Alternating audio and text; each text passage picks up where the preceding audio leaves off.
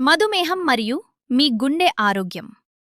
మధుమేహం డయాబెటీస్ కేవలం రక్తంలో చక్కెర స్థాయిల సమస్య మాత్రమే కాదు, ఇది మీ గుండెపై కూడా తీవ్ర ప్రభావం చూపుతుంది.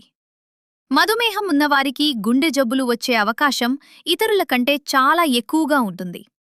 రక్తంలో చక్కెర స్థాయిలు పెరిగినప్పుడు అవి కాలక్రమేణా మీ గుండె మరియు ఇతర అవయవాలకు రక్తాన్ని చేరవేసే రక్తనాళాలను దెబ్బతీస్తాయి. దీనివల్ల coronary heart disease, heart failure వంటి తీవ్రమైన సమస్యలు తలెత్తవచ్చు. కానీ మంచి వార్త ఏమిటంటే, కొన్ని మార్పులతో మీరు ఈ ప్రమాదాన్ని తగ్గించవచ్చు. ధూమపానం మానేయండి. ఆరోగ్యకరమైన ఆహారం, క్రమం తప్పని వ్యాయామం, మందుల వాడకం.